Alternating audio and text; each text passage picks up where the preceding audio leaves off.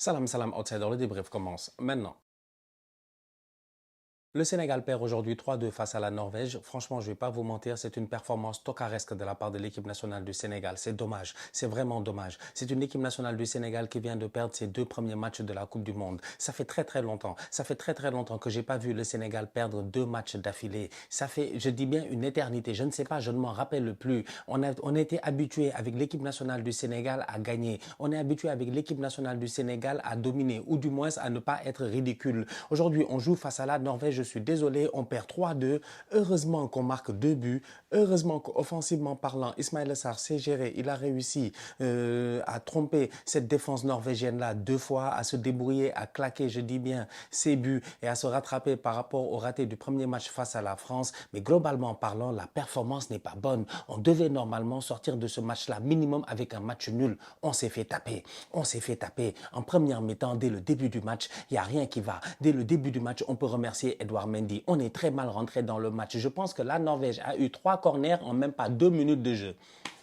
On a commencé le match, j'étais déjà traumatisé. Je répète encore une fois, je pense que la Norvège a eu 3 corners en même pas 2 minutes de jeu. On peut remercier Edouard Mendy en première mi-temps d'avoir fait plusieurs arrêts. On peut remercier Edouard Mendy dès la première seconde de jeu d'avoir fait un superbe arrêt sur la tête du Norvégien.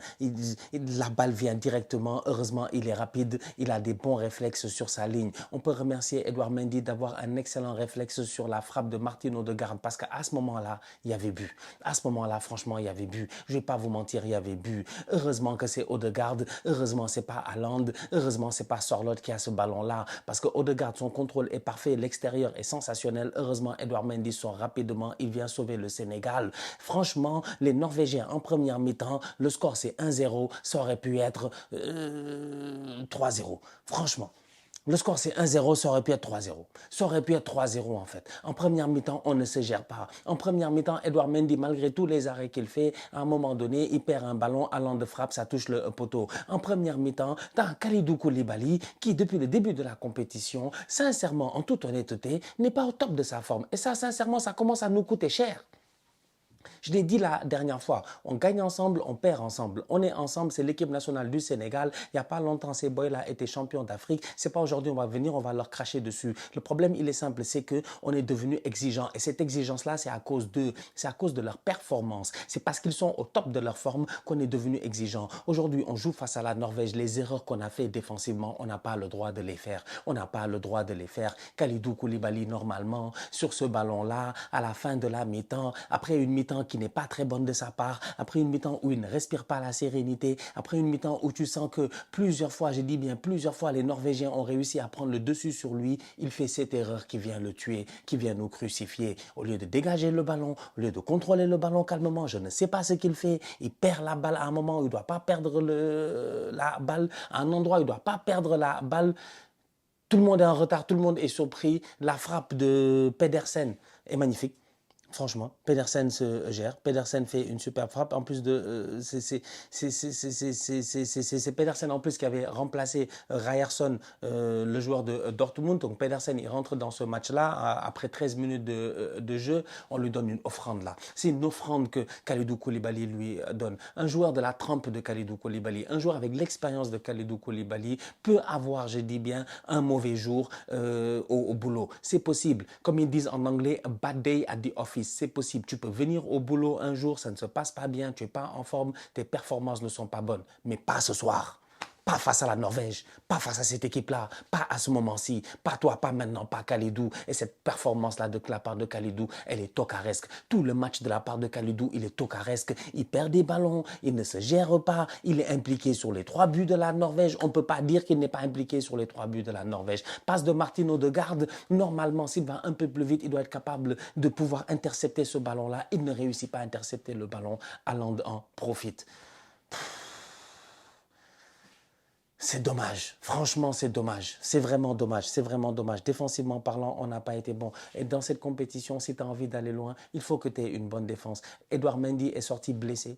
Edouard Mendy est sorti blessé. Edouard Mendy faisait son match. Edouard Mendy a essayé de maintenir le Sénégal au maximum dans ce match-là. À un moment donné, il sort blessé. L'axe central, aujourd'hui, Koulibaly, malheureusement, il a été under the level. Moussa Niakhaté a essayé de couvrir et tout, mais il était en retard aussi. Comment ça s'appelle? Les latéraux, ça a été compliqué. Les corners mal frappés de la part de Malik. Franchement, je peux rien dire à part genre le match, il est pas bon. Le match, il est réellement pas bon en fait. Pape Gueye, moi, c'est mon gars. C'est mon gars, il est dangereux et tout. Mais aujourd'hui, j'ai pas vu le Pape Gueye que je connais. J'ai pas vu un Pape Gueye tranchant. J'ai pas vu un Pape Gueye qui casse des lignes. Un Pape Gueye qui se projette. J'ai pas vu un Pape Gueye qui a la maîtrise du milieu de terrain en fait. Je m'attendais à ce qu'on ait la maîtrise du milieu de terrain. Pape Gueye, Gana Gueye aujourd'hui, Lamine Camara connaît cette maîtrise-là. On l'a jamais eu. On l'a jamais eu. Avec Lamine, on l'a pas eu. Il y a que Gana Gueye que je voyais en fait. C'est Gana que je voyais le plus, que ce soit défensivement ou offensivement quand il fallait porter le ballon et remonter le bloc. Mais sinon, globalement parlant, au milieu de terrain, ça a été faible. En défense, ça a été faible. Et en attaque, ça a été faible.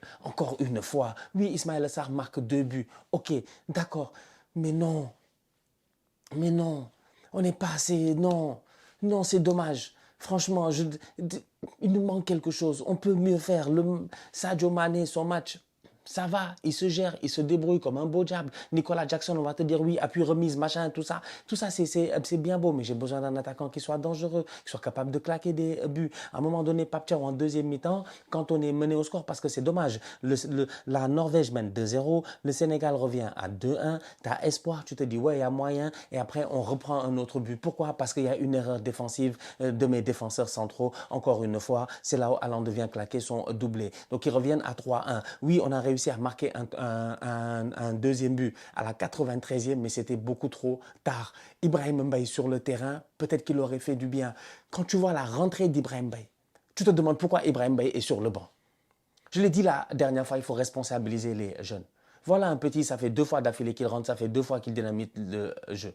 En fin de rencontre, à chaque fois, en fin de rencontre, je dis bien en fin de rencontre, quand il restait genre 2 ou 3 minutes de jeu, à la 96e, 97e minute, Ibrahim Bey, il laisse son côté droit, il va sur le côté gauche, on lui donne et moi je suis là en me disant donnez-lui le ballon, s'il vous plaît, donnez-lui le ballon. À un moment donné, il a tenté une frappe, elle a été contre et tout, mais je suis comme donnez-lui le ballon, parce que lui, il va tenter quelque chose, parce que lui, il va essayer de déstabiliser ce bloc norvégien-là. Les Norvégiens ont marqué par momentum, ils ont été efficaces parce qu'ils ont un attaquant, ils ont un numéro 9. Nous, aujourd'hui, le Sénégal, j'ai pas d'attaquant, j'ai pas vraiment ce numéro 9 là qui peut être efficace par momentum. Donc, du coup, il faudrait que défensivement, on fasse peu d'erreurs. Donc, on fait des erreurs défensivement, on leur donne 3 buts, on réussit à en claquer 2, mais on n'a pas, je dis bien, l'intensité qu'il faut. Parce que, oui, on avait la possession de balle, même en première mi-temps, et je pense même qu'on finit le match avec une meilleure possession de balle que eux, oui, 58% de possession de balle, c'est bien ce que je me disais. On a bien la possession de balle, mais on a plus de tirs que eux, franchement, on a plus de ballons touchés dans la surface de réparation adverse, mais on n'a que 1,70 de expected goals par rapport à 2,10 de expected goals. Tu vas me dire que la différence, elle n'est pas énorme, oui, mais la différence, elle se fait là. Elle se fait là parce que c'est un but de différence. C'est 3-2, c'est pas 3-3.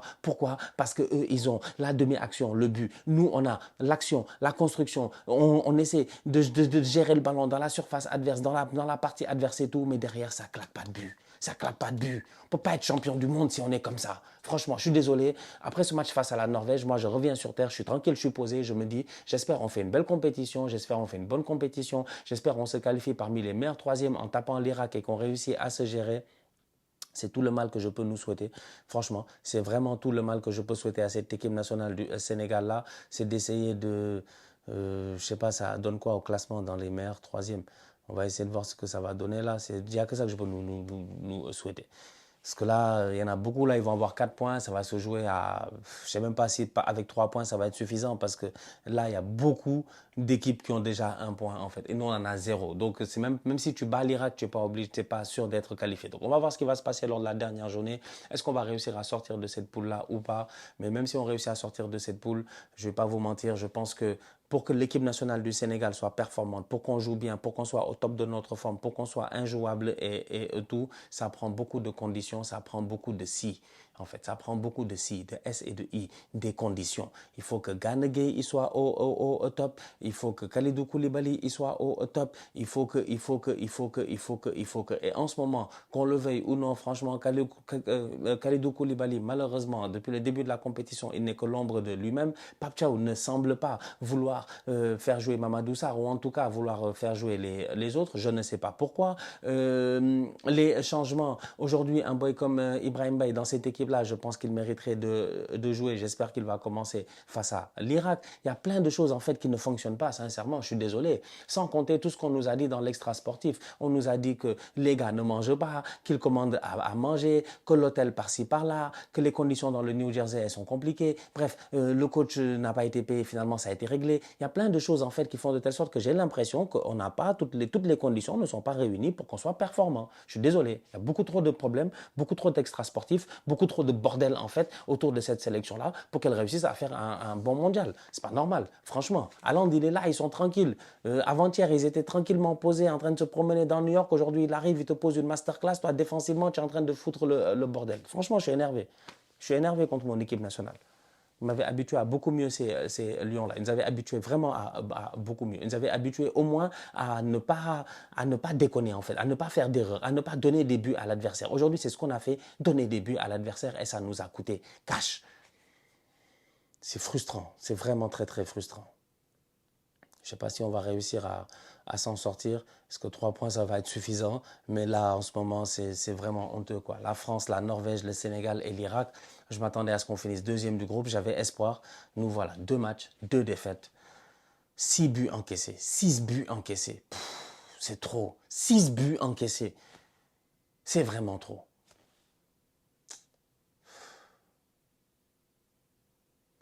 Rendez-vous dans quelques jours face à l'Irak. La famille, on se capte très bientôt pour une nouvelle vidéo. D'ici là, on continue à liker, on continue à partager. On s'abonne. On est ensemble, on reste en santé. Toujours le plus important. Tous outsiders.